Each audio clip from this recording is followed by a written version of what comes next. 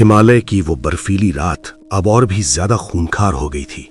कोहरे की सफेद चादर के बीच से निकलती हुई यांत्रिक सांसें किसी मौत के फरमान जैसी लग रही थी। अर्जुन अपनी जगह पर स्थिर था।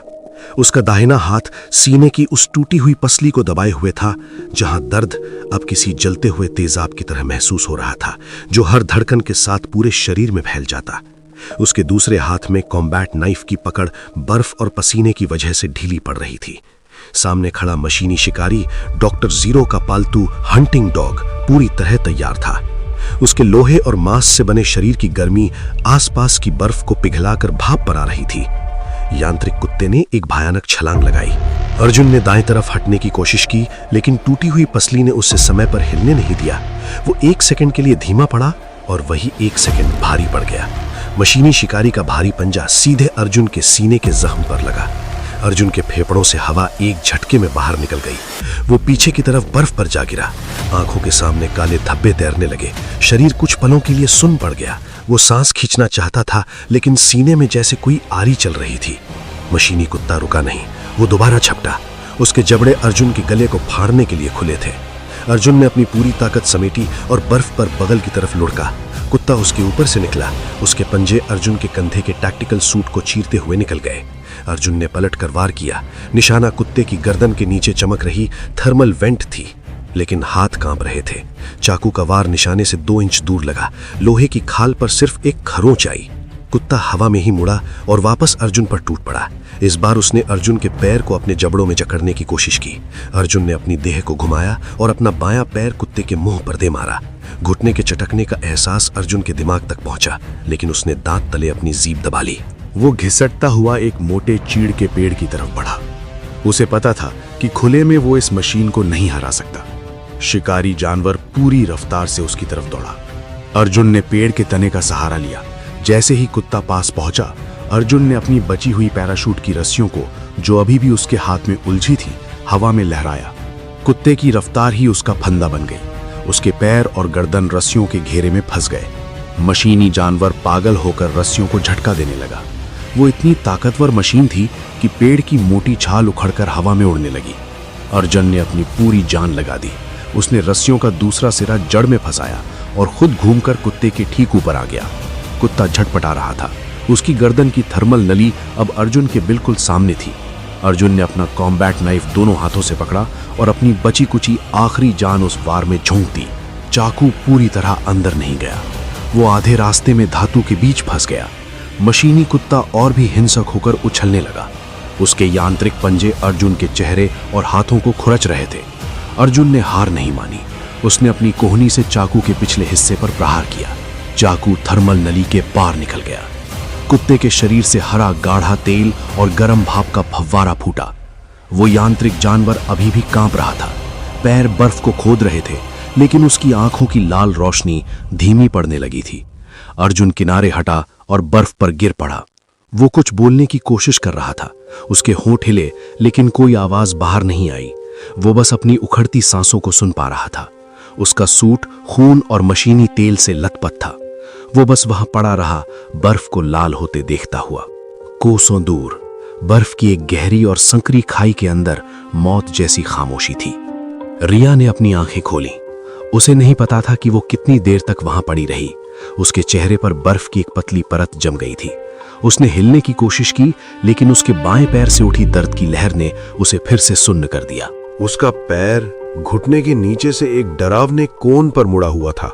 रिया सिंघानिया, जो कभी कांच के महलों में रहती थी, आज अपनी ही मौत के बगल में पड़ी थी। उसने ऊपर देखा। खाई का मुहाना बहुत दूर था। उसने अपना दस्ताना निकाला और उसे दांतों के बीच कसकर दबा लिया। उसने अपने दोनों हाथ अपनी मुड़ी हुई टांग पर रखे। हड्डी को वापस अपनी जगह पर खींचते समय जो आवाज आई, वो सन्नाटे में किसी पत्थर के टूटने जैसी थी। रिया के शरीर में एक भयानक झटका लगा। उसके दस्ताने पर दांतों के निशान गहरे छप गए। दर्द ने उसके दिमाग को खाली कर दिया। उसने वहीं बर्फ पर उल्टी कर दी। उसका शरीर सदमे से कांप रहा था। वो कुछ मिनटों तक वैसे ही पड़ी रही। उसका शरीर ठंडा पड़ रहा था। उसने अपनी बेल्ट से अपना हैकिंग डिवाइस निकाला। स्क्रीन पूरी तरह से टूट चुकी थी। रिया ने डिवाइस के अंदर से लिथियम बैटरी निकाली और उसके तारों को आपस में जोड़कर एक धातु के टुकड़े को गर्म करना शुरू किया। धातु का वो कोना सफेद होकर चमकने लगा।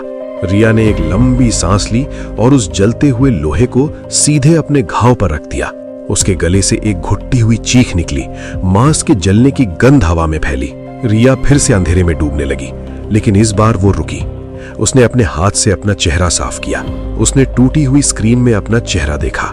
सारा मेकअप धुल चुका था, आंखों के नीचे काले घेरे थे और चेहरा पीला पड़ चुका था। लेकिन उसकी आंखों के अंदर की चमक बदल गई थी। वो अब किसी डरपोक हिरन की आंखें नहीं थीं। उसने टूटी हुई स्क्रीन को दूर फेंक दिया और एक हाथ के सहारे बर्फ पर रेंगना शुरू किया। घाटी के दूसरी तरफ एक ऊंची बर्फीली चट्टान पर निशा बैठी थी। वो बिल्कुल वैसी ही थी जैसे वो हमेशा रहती थी, खामोश और घातक। उसने अपनी स्नाइपर राइफल के स्कोप में झांका। नीचे घाटी में 2 टॉर्च की रोशनी हिल रही थी। डॉक्टर जीरो के 2 गार्ड्स, वे अर्जुन के पंजों के निशान ढूंढ रहे थे। निशा ने ट्रिगर पर उंगली रखी, लेकिन दबाई नहीं। वो उन गार्ड्स के चेहरों को देख रही थी। एक गार्ड रुक रुक कर पीछे देख रहा था। उसके हाथ कांप रहे थे। निशा को वो डर महसूस हो रहा था। उसे शिकार को तड़पाना पसंद था। नीचे वाला गार्ड अचानक रुक गया। उसे महसूस हुआ कि कोई उसे देख रहा है। वो पैनिक करने लगा। उसने अपनी टॉर्च पागलों की तरह इधर उधर घुमाई।